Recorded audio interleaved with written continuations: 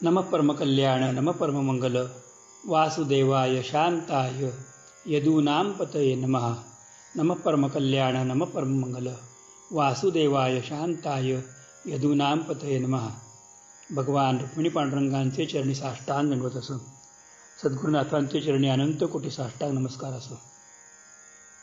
आजच्या चिंतनाला घेतलेला अभंग संत श्रेष्ठ तुकोबाराय महाराजांचा आहे। 3 चरणाचा अभंग, पण एक अत्यंत वेगळं परमतत्व, एक गूढ तत्व सांगणारा अभंग आहे।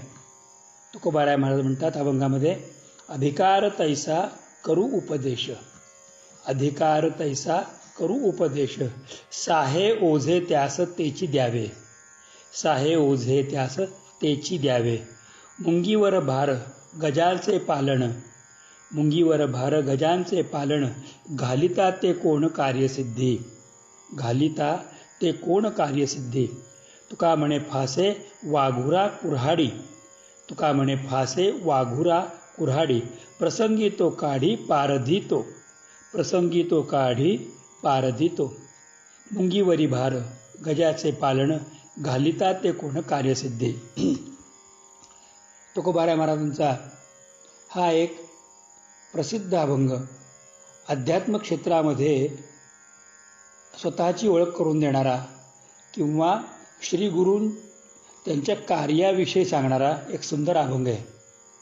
अभंगाचा थोडक्यात भावार्थ असा आहे की ज्याचा जसा अधिकार असेल तसा त्याला उपदेश करावा। जर एखादा अधिकारी व्यक्ती असेल तर त्याला मोठ्या परमतत्वाचा उपदेश करावा, एखादा सामान्य असेल तर त्याला सामान्य तत्वाचा उपदेश करावा। उपदेश असाच करावा की जेणेकरून ते उपदेशाचं ओझं त्याला होणार नाही, त्या उपदेशाप्रमाणे त्याचं आचरण सुसह्य होईल आणि त्याचं अध्यात्म जीवन जगेल। हे परमतत्व सांगत असताना तुकोबारायांनी 2 उदाहरणं दिली।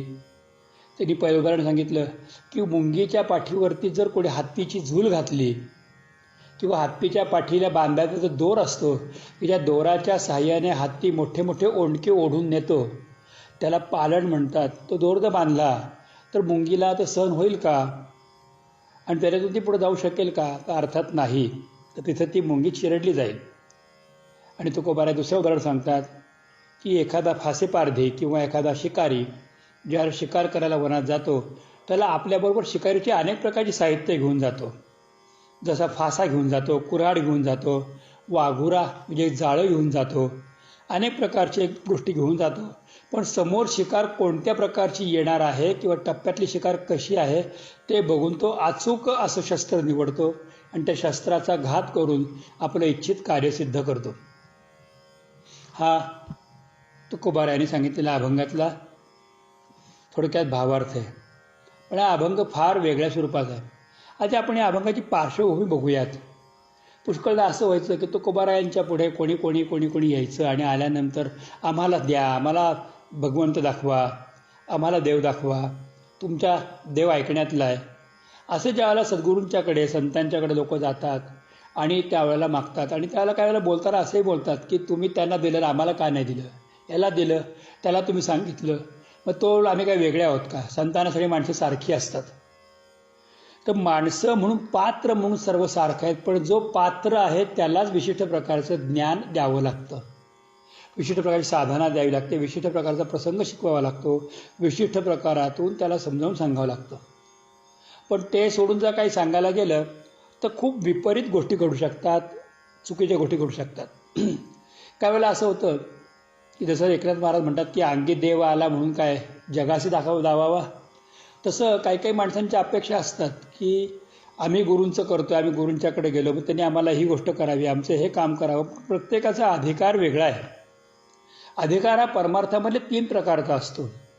आध्यात्मिक अधिकार हा 3 प्रकारातून होतो। तर 3 प्रकार कोणते? तर एका अधिकारामध्ये गुरु नाममंत्र जप किंवा साधना देऊन त्याला त्या साधनेतून भगवत दर्शनाचा अधिकारी बनवतात, हा पहिला अधिकार आहे।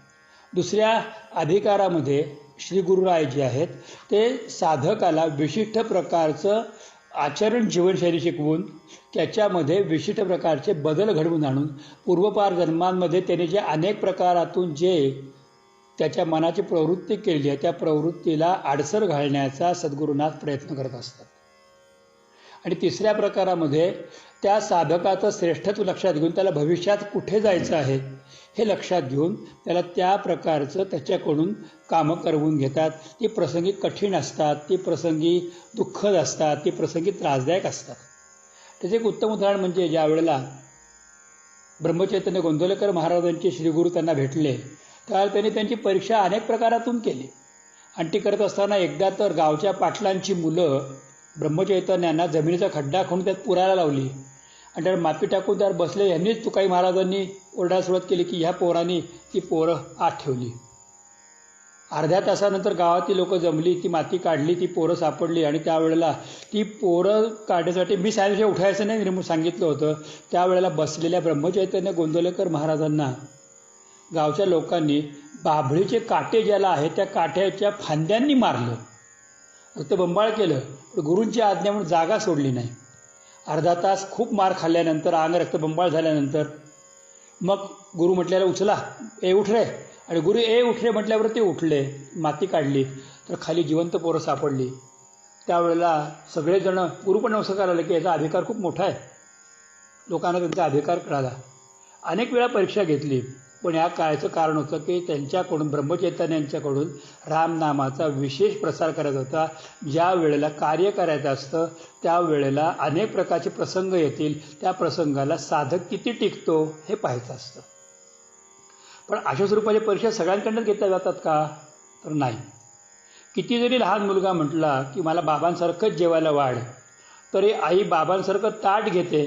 बाबांना जसं वाढले तसंच पोराच्या ताटामध्ये थोडं थोडं थोडं घालते.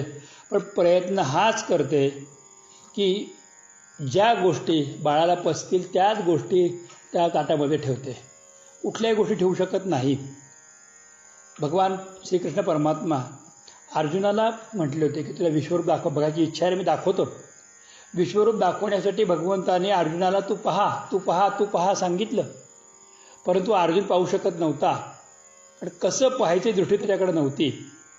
त्यावेळेला भगवंताला अर्जुनाने जी विचारणा केली त्यात माऊली ज्ञानेश्वर महाराज म्हणतात की बका करवे चांदणे केवू सेवू पाहती. म्हणजे बगळ्याकडून चांदण्यांचा आहार कसा करायला होता तुम्ही, माझे कोणी पात्रता आहे का? मन्यसे बी तत्शक्यम दृष्टुभिच्छामी ते प्रभू असं म्हणणाऱ्या अर्जुनाच्या मुखातून ज्याला बका करवे चांदणे शब्द आले त्याला भगवंत हसायला लागले, अरे मी तुला दिलंच नाही की, मी तुला देतो आता.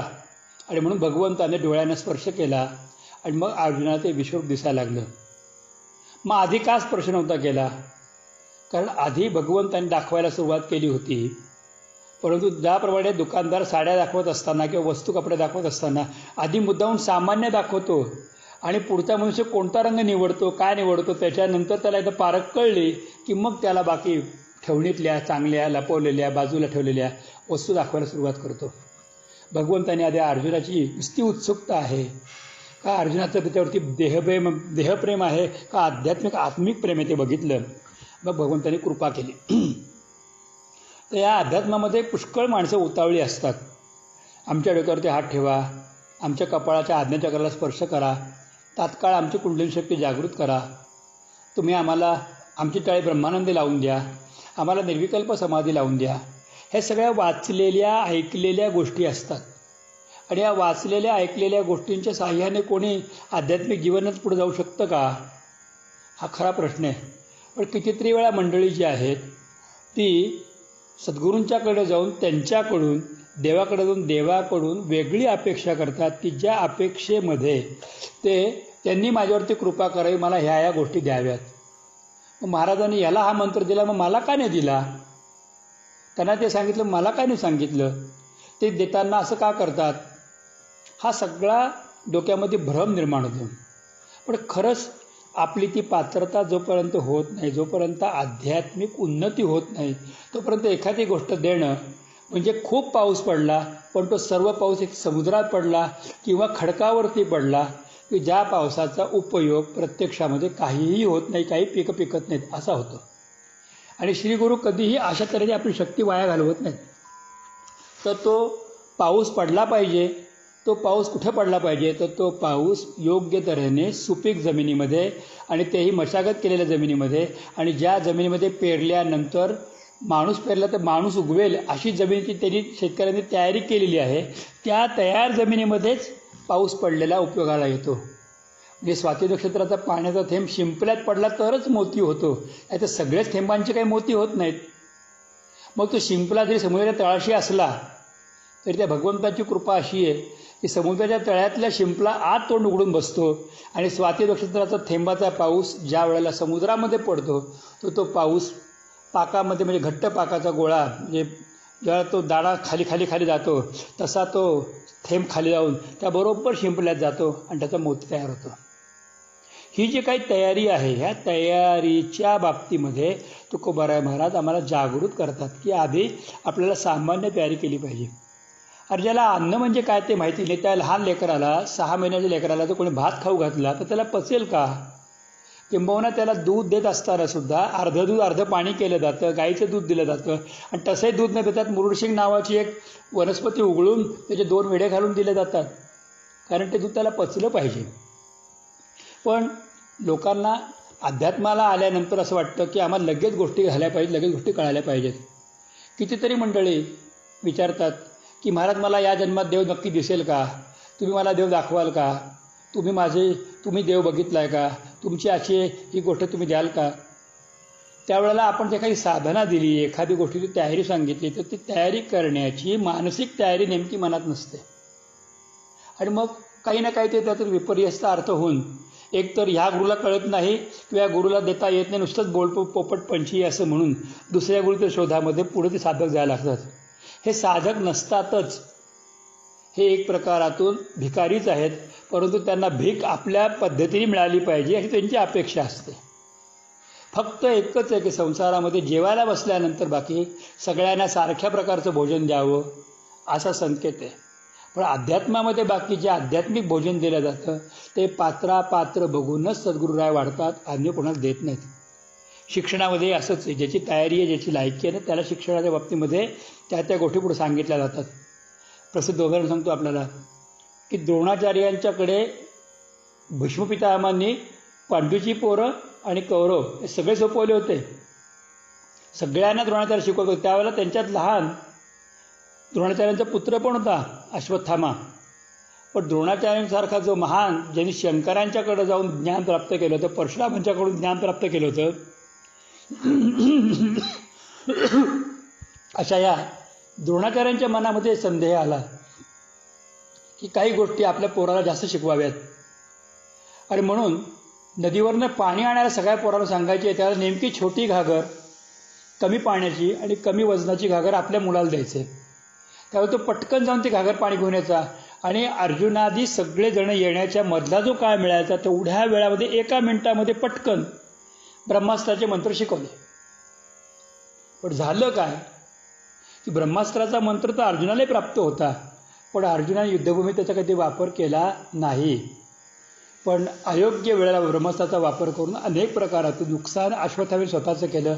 आजही अश्वत्थामा वडिलांनी अनाधिकाराने दिलेल्या गोष्टीच्यामुळे पश्चात्तापाचं फळ आजही भोगतायत, आजही तेल मागत फिरत आहेत. त्याचं कारणच काय की अधिकार नसताना प्राप्त झालेली एखादी गोष्ट. काही लोकांना अधिकार नसताना पोझिशन्स मिळतात, कुठल्या ना कुठल्या माध्यमातून ते प्राप्त करतात किंवा ते हिडीस वागण्यातून मिळवतात. पण ते त्यांना पचवता येतं का, पुढे जाता येतं का, हा खरा प्रश्न आहे. आणि हा प्रश्न सध्या फक्त आपण अध्यात्मापुरता पाहू. संतश्रेष्ठ तुकोबाराय महाराज अध्यात्माच्या बाबतीतच फक्त सांगतात की अधिकार तैसा करू उपदेश, अधिकाराशिवाय उपदेश करायचा नाही. कर्णाने सुद्धा परशुरामांच्याकडे विद्या घेतली पण खोटं सांगितलं, विप्रपुत्र आहे. त्यामुळे झालं काय, कर्णाचं विप्रत्व हे सिद्ध झालं नाही आणि परशुरामजी महाराज त्याच्या मांडीवर झोपले असताना एक भुंग्यानी कर्णाच्या मांडीला पोखरलं, रक्त आलं, पण कर्ण क्षत्रिय होता तरी ते ताकदीने सहन केलं. पण या सगळ्या प्रकारामध्ये एकच गोष्ट घडली की कर्णाला शेवटी ऐन युद्धभूमीमध्ये तू सगळं विसरशील असा शाप मिळाला.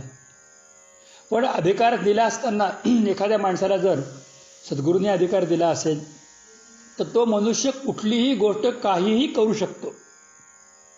हा परमार्थामधला फार मोठा अधिकार आहे. गुरुचरित्रामध्ये फार सुंदर उदाहरणाच्या बाबतीत येतं की ज्याला दोन ब्राह्मण वेदांची चर्चा करायची म्हणून भांडण करण्यासाठी म्हणून गुरुरायांच्या पुढे येतात, गाणगापूरच्या नरसिंह स्वामींच्या पुढे येतात. त्यावेळेला अरे वेद ब्रह्माला कळले नाही तर तुम्हाला कुठून कळणार असं सांगण्याचा प्रयत्न गुरुरायांनी केला. पण ती गोष्ट न ऐकल्या कारणामुळे ते उन्मत्त झाले होते. त्यावेळेला वाटेमध्ये रस्ता सफाई काम करणाऱ्या कर्मचाऱ्याला गुरुरायांनी बोलावलं. विचारलं, तू काय काम करतोस? तर म्हणे मी ढोरं ओढतो, रस्ता सफाई करतो. ठीक आहे. तेव्हा त्याच्या कपाळाला आपली विभूती लावली, तोंडामध्ये विभूतीचे कण टाकला आणि गुरुदेवाने आपल्या हातातला दंड घेतला आणि दंडाने 7 रेषा मारल्या जमिनीवरती. सांगितलं, 1 रेषा ओलांड, काय दिसते तुला? तर तो म्हणतो की ही रेषा ओलांडल्याबरोबर तो म्हणतो की मी पूर्वजन्मामध्ये क्षत्रिय होतो, एका जन्मामध्ये मी होतो. आणि 7व्या रेषेपर्यंत येईपर्यंत त्याने कोणत्या कोणत्या जन्मात काय काय होतं ते सांगितलं, आपलं नावं सांगितली, कुलगोत्र सांगितलं. आणि 7वी रेषा ओलांडल्यानंतर तो 7वा जन्म म्हणजे ह्या जन्माच्या 7 जन्म मागचा जन्म होता. त्या जन्मामध्ये म्हणे उत्तम विप्र होतो, 4 वेद कंठस्थ होते. आता आहे ना, आता बस समोर आणि या 2 ब्राह्मणांची चर्चा कर. आणि ज्या 2 ब्राह्मणांची चर्चा करायला बघितलं त्याला त्या व्यक्तीच्या मुखातून वैदिक मंत्रांचा उद्घोष ज्यावेळेला त्याने ऐकला, उच्चार ऐकले, तेव्हा ते ब्राह्मण थरथर कापायला लागले. तर ह्या गोष्टीचा फार मोठा परिणाम झाला. नंतर गुरुदेवाने त्या 2 ब्राह्मणांना शिक्षा केली, तो भाग वेगळा. पण नंतर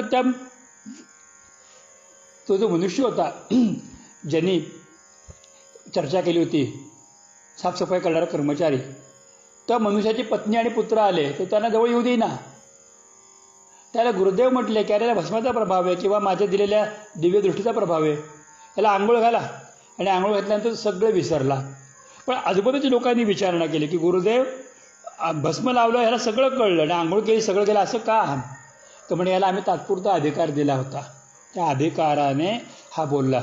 मग हा 7 जन्मापूर्वी ब्राह्मण होता, मग आता अशा अवस्थेला का आला? तर म्हणे तो ब्राह्मण तो विसरला आणि वेड्यासारखा वागला, त्यांनी आध्यात्मिक जीवन जगला नाही, म्हणून तो खाली खाली खाली येत येत येत येत आज या अवस्थेला पोचलेला आहे.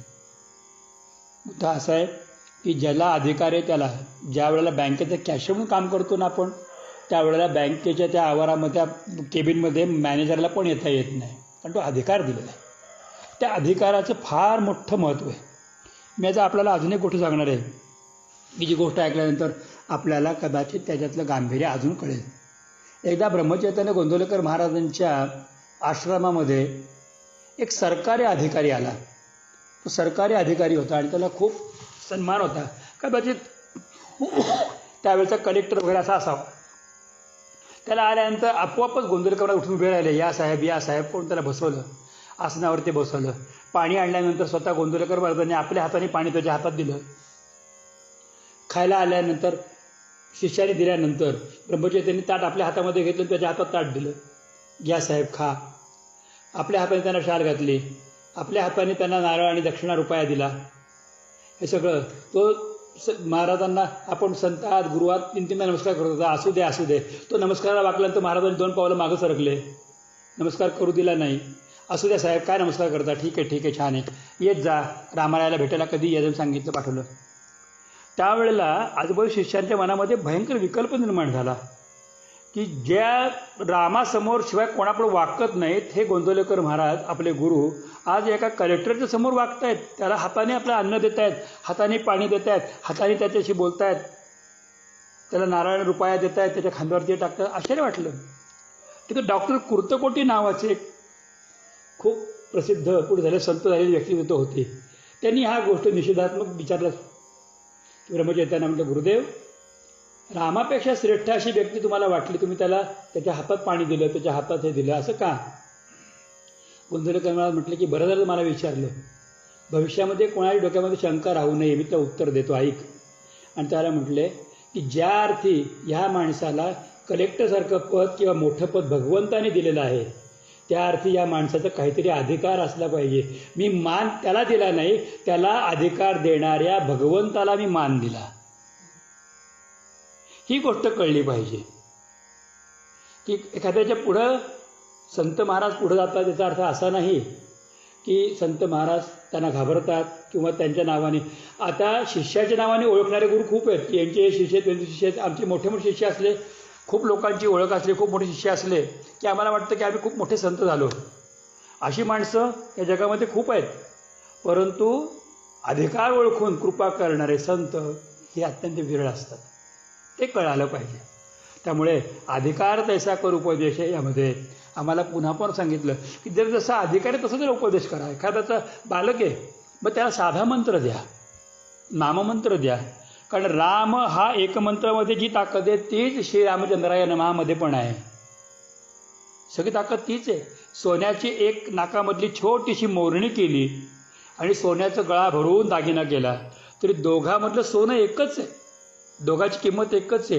मोरणी विकायला गेल्यानंतर किंवा बनवता असताना मोरणीची किंमत मध्ये सोन्याची किंमत घेतली जाते आणि दागिना करायला घेतल्यानंतर दागिन्याच्या मध्ये पण सोन्याची किंमत घेतली जाते.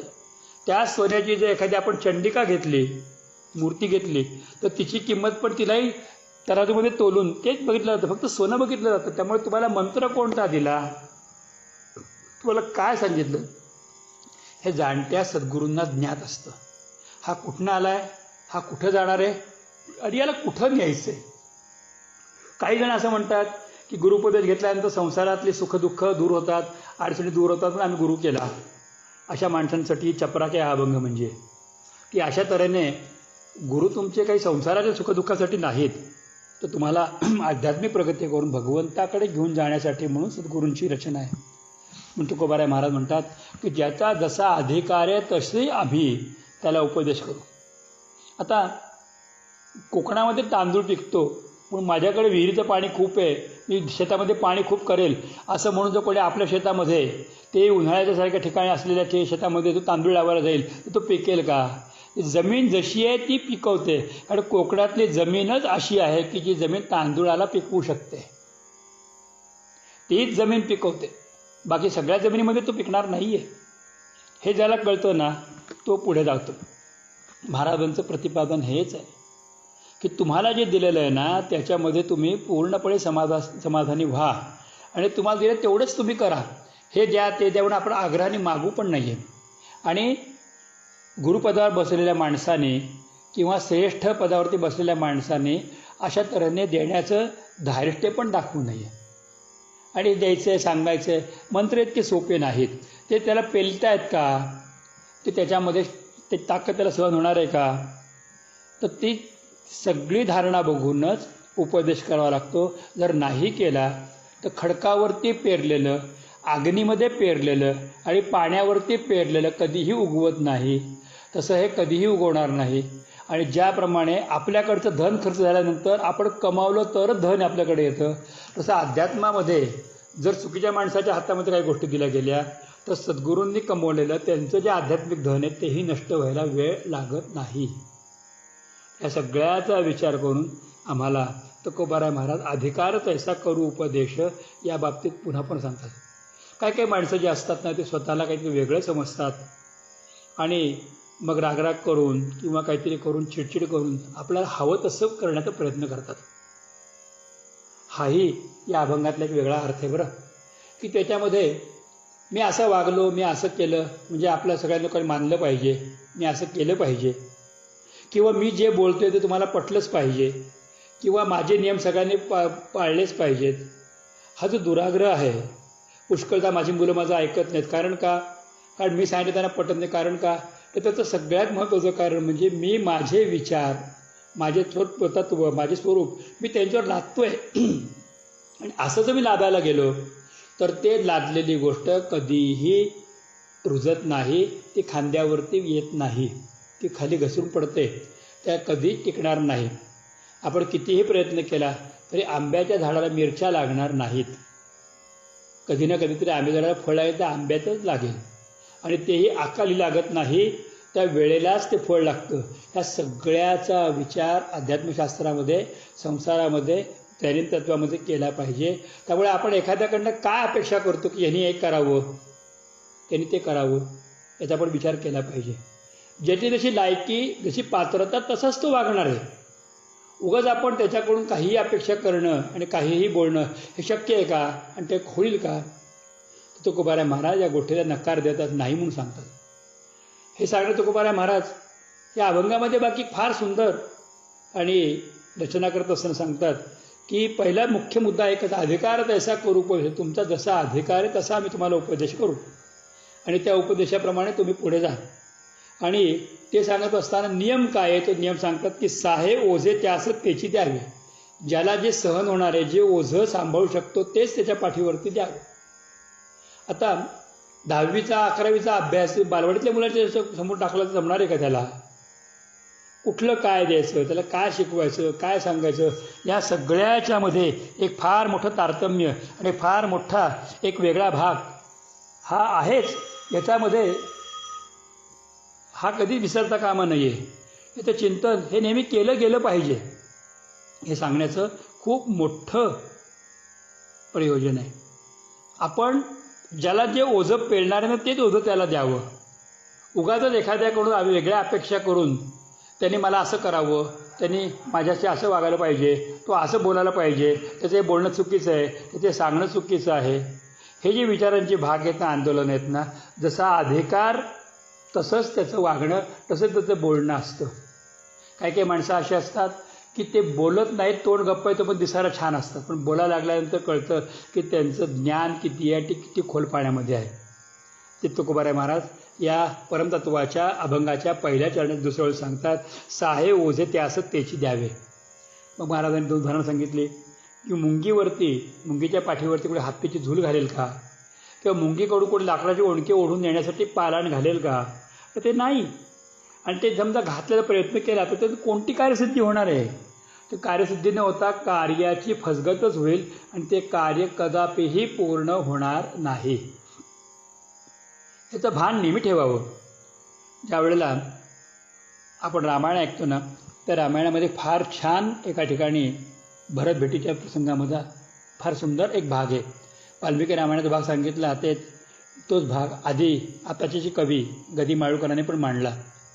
तर ते म्हटले की भरताने रामरायानं सांगितलं की राज्य करणे राघवाच्या आज्ञा भरता शक्य का? राज्य राघवांचं आहे, हे अज्ञानी असलेल्या भरताला शक्य आहे का? तर ते शक्य नाही. तर असं कुठं शक्य आहे का? राज्य करणे राघवाचे आज्ञा भरता शक्य का? मागणे ते एक रामा आपुल्या द्या पादुका. वैन ते याची भरारी काय मशका साधते. गरुडजी उडेल, आकाशात जाईल, एखादा मशक म्हणजे चिलट जाऊ शकेल का? का गजाचा भार कोणी अश्वपृष्ठी लावते. हत्तीच्या पाठीवरचं भार ते काही कोणी घोड्याच्या पाठी टाकू शकतं का? राज्य करणे राघवाचे आज्ञा भरता शक्य का? नाही शक्य. मागणे ते एक रामा आपुल्या द्या पादुका. मग त्या पादुकांच्या रूपामध्ये अधिकार दिला तर तुम्ही वापरू शकतो. तसं यांनी उदाहरण सांगितलं की मुंगीच्या पाठीवरती हत्तीचं ओझं टाकता येत नाही, झूल टाकता येत नाही, किंवा पालाण बांधता येत नाही की ज्या पालाणामुळे त्या दोरखंडामुळे हत्ती मोठे मोठे ओंडके लाकडं ओढून नेऊ शकतो, ते करता येत नाही. आणि त्यावेळेला हे सांगितलं. पण तुकोबारायांचं पुढचं प्रमाण जे आहे ना ते फारच गंमतशीर आहे. तो काय म्हणे, फासे वाघुरा कुऱ्हाडी प्रसंगी तो काढी पारधी जैसा.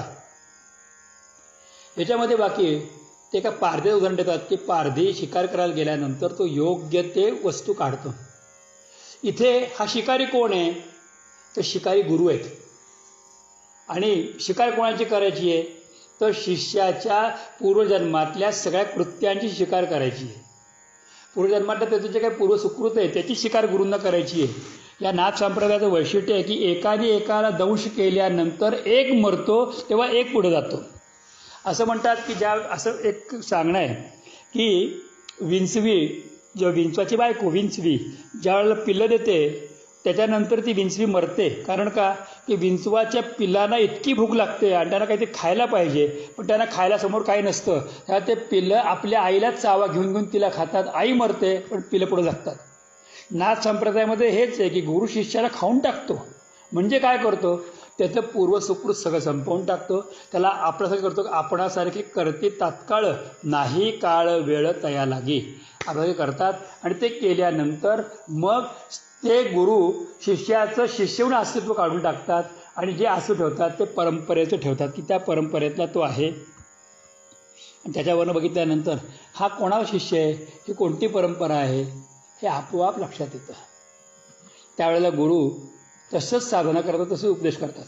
मी उदाहरण सांगतो, एक नाथ परंपरेचं एक मोठं उदाहरण लक्षात घ्या की ज्या वेळेला वटसिद्धेश्वर चांगदेव आणि ते आपली सिद्धी वापरून ज्या वेळेला ते वाघावर बसून आले होते, हातामध्ये चाबूक सर्पाचा होता, त्यावेळेला माऊली ज्ञानेश्वर महाराज भिंतीवरती बसून गेले, सगळ्यांना माहिती आहे. तत्पश्चात ते पत्र दिलं, चांगदेव 65 सगळं माहिती आहे. मला सांगायचं ते पुढचं उदाहरण आहे. फासा कसा टाकला जातो आणि कसं पकडायचं असतं, शिकार कशी पकडायची, त्याचं उदाहरण मी आपल्याला सांगतो आहे. हे गुरु शिष्याचे कसं पकडतात, काय आहे त्यातलं ही मेख आहे. तर त्यावेळेला ज्ञानेश्वर महाराजांच्याकडे वटसिद्धेश्वर चांगदेव महाराजांनी अनुग्रह मागितला. तर म्हणे तुझे गुरु आम्ही नाहीत. म्हणजे तुझे गुरु कोण, माझे गुरु कोण आहेत, ही मुक्ताबाई आहे. बरं ठीक आहे म्हणून मुक्ताबाईच्या मागे मागे मागे चांगदेव महाराज सारखे फिरायचे. त्याला मुक्ताबाईचं वय लहान होतं, 9 वर्षाची चिमुरडी होती. आणि एक दिवशी मुक्ताबाई नदीवरती स्नानाला गेली होती, लहान होती. तिने आपल्या अंगावरचे कपडे काढून ठेवले, नदीमध्ये गेली आणि आंघोळ करायला लागल्यानंतर ती पाण्यामध्ये असताना चांगदेवाने फक्त ते तोंड बघितलं, ते हात जोडून लांब उभे राहिले. ज्याला मुक्ताबाई पाण्यातनं बाहेर आल्या त्यावेळेला त्यांच्या अंगावरती कमी कपडे आहेत, व्यवस्थरावस्था आहे, जवळजवळ बघितल्यानंतर चांगदेवाने डोळे फिरवले आणि पाठ केली. ती पाठ केल्याबरोबर मुक्ताबाईंनी चांगदेवाने हाकली, सांग्या बोलवलं. म्हणजे काय आई साहेब, त्यामुळे माझ्याकडून तुझ्यात काय वेगळं आहे म्हणून तू पाठ फिरवलीस. तर ज्या अर्थी तुला अजून माझ्यामध्ये स्त्री दिसते त्या अर्थी तुझी ब्रह्मदृष्टी झाली नाही.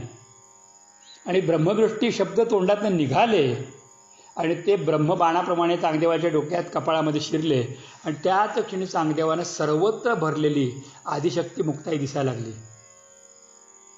पण ते कळण्यासाठी फासा काय टाकला, तर स्नानाचा फासा टाकला. आणि त्याच्यामध्ये स्नानाचं निमित्त करून मुक्ताबाई महाराजांनी चांगदेव महाराजांना सगळ्या दृष्टीतला दोषच काढून टाकला की पूर्वीच्या दृष्टीमध्ये स्त्री आहे, पुरुष आहे. माझे गुरु ज्ञानेश्वर आहेत, माझे गुरु निवृत्तीनाथ आहेत किंवा कोण आहेत, तर गहिनीनाथांनी बोध निवृत्तीनाथांना, निवृत्तीनाथांनी बोध ज्ञानेश्वरांना, ज्ञानेश्वरांनी बोध मुक्ताबाईला आणि मुक्ताबाईने बोध केला वटसिद्धेश्वर चांगदेवाला. आणि त्या मुक्ताबाईच्याच या प्रेमाने, भक्तिप्रेमापोटी वटसिद्धेश्वर चांगदेवाने जे तो समाधी घेतली त्याच्या बाजूला येऊन मुक्ताबाईंनी स्वतः आकाशस्थ झालेले आहेत या हैदराबादला खानदेशामध्ये येऊन. हे गुरु शिष्यांचं नातं आहे. तर गुरु बरोबर फासा असाच टाकतात, पण जर पक्का शिष्य असेल तर तो टिकतो, नाही तर शिकार निघून जाते, मग तो इकडे जा तिकडे जा असं भरकटतो. त्यामुळे एखाद्याला गुरु रागवल्यानंतर त्यांचा रागवण्याचा मागचा भाव काय आहे, ते कोणाला मारतायत, ते त्याला मारतायत का त्याच्या आतल्या कर्मांना मारतायत का त्याच्या आतल्या दुष्कर्मांना मारतायत का आतल्या सुकृताला मारतायत, हे जोपर्यंत कळत नाही तोपर्यंत आपल्याला अधिकार मिळाला आहे असं आपण मानू नये. पण ज्याला अधिकार मिळतो समजण्याचा त्यावेळेला गुरु बरोबर ते कार्य करतात आणि त्या शिष्याचं जे काही पूर्व सुकृत आहे, पूर्व दोष आहेत, ते बरोबर एखादे वाक्य करून, 4 लोकांमध्ये अपमान करून, 4 ठिकाणी काहीतरी बोलून त्याला बरोबर झटका मारून, फटका मारून, पण कळेल त्यालाच कळेल. आणि जर नाही कळलं तर शिकार हातची जाते. एकदा का शिकार गेली की शिकारी तर शिकारीच्या मागं परत कधीही जात नाही, हे कधी विसरता कामा नये. हे सगळं समजण्यासाठी एक शेवटचं उदाहरण सांगतो, एवढं समजून घ्या, मग हा अभंग जो आहे तो परिपूर्ण करता येईल.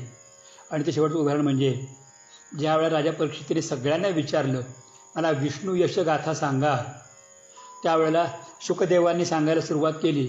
आणि शुकदेव सांगत असताना शुकदेवांनी हळूहळू करत करत एक स्कंदाचं निमित्त करत त्याला कृष्णकथेपर्यंत न्यायला 9 स्कंद पूर्ण केले. 10व्या स्कंदात कृष्ण सांगितला आणि 11व्या स्कंदामध्ये कृष्णतत्व सांगून 12व्या स्कंदामध्ये त्याला पूर्णपणे भगवतमय करून टाकलं. हळूहळू करत एक पावलं चालत जशी वारकरी पंढरी गाठतात, जसे श्री गुरु श्री साधकाकडून साधना करत एक पावलं चालत त्याला नेऊन त्याला भगवंतांच्या चरणापाशी नेतात. पण त्यासाठी एक गोष्ट कळली पाहिजे की गुरु जरी अधिकारी असले तरी शिष्याने अधिकार मिळवला पाहिजे. त्यांनी विनम्र होऊन, नम्र होऊन, उन्मत्त न होता, वाद न घालता, संवादही न करता शांतपणे काय चाललंय ते आपल्यासाठी संस्कार. दगडाची मूर्ती बनत असताना तो पाथरवट भराभर छिन्नी हातोडे चालवतो, पण दगड कधी म्हणत नाही की असा का दगड जोरात हातोडा मारला. मूर्तिकाराची मूर्ती बनवणं म्हणजे काय की दगडातला अनावश्यक भाग काढून टाकला की मूर्ती तयार होते. गुरुही तेच करत असतात, शिष्यातला अनावश्यक भाग काढून टाकत असतात. म्हणून तुकोबाराय महाराज अभंगाच्या शेवटी म्हणतात की तुका म्हणे फासे वाघुरा कुराडी प्रसंगी तो काढी पारधी जैसा. ज्याप्रमाणे पारधी प्रसंगानुरूप वस्तू काढतो आणि शिकार साधतो, तसे श्री गुरुसुद्धा प्रसंगाने बघून शिष्याचा आता काय दोष काढायचा आहे, त्याला कशातून बाहेर काढायचं आहे आणि त्याला कुठेतून बसवायचं आहे हे बघतात आणि त्याप्रमाणे त्याला अधिकार देतात. आणि मग जसा अधिकार प्राप्त झाला की गुरु अधिकार तैसा करू उपदेश. मग कोणाला ब्रह्मज्ञानाचा उपदेश करतात, तर कोणाला कसा, कोणाला नामाचा उपदेश करतात, कोणाला ब्रह्मज्ञानाचा उपदेश करतात. पण सगळ्या उपदेश सार एकच आहे, हरिनाम सार जिव्हाया नामाची आणि उपमा त्या दैवाची कोणवाणी. त्याला भगवंताकडे घेऊन जाणे हा एकमात्र मार्ग सद्गुरूंचा असतो. आणि म्हणून सद्गुरूंनी आपल्याला जी काही साधना दिली, सेवा दिली, मला अशी दिली दुसऱ्याला अशी का दिली याचा विचार न करता मला त्या मार्गाने चालायचं आहे. पॅसेंजरमध्ये बली बसला तरी तो 2 तासाने का उशिरा पोहोचेल, एक्सप्रेसमध्ये बसला तर 2 तास आधी पोहोचेल आणि विमानामध्ये बसला तर 2 मिनिटामध्ये पोहोचेल. पण सगळ्यांना पोहोचायचं एकाच ठिकाणी आणि ते म्हणजे भूवैकुंठातल्या पंढरीच्या पांडुरंगरायाच्या चरणापाशी. गोपाल कृष्ण भगवान की जय. पुंडलिका वरदे हरी विठ्ठल श्री ज्ञानदेव तुकाराम श्री पंढरीनाथ भगवान की जय. माऊली ज्ञानेश्वर महाराज की जय. जगद्गुरु तुकाराम महाराज की जय. श्री गुरु गोविंद महाराज की जय. श्री सद्गुरु केशवदत्त महाराज की जय. सद्गुरुनाथ भगवान की जय. सर्व संतन की जय. गोपाल कृष्ण भगवान की जय.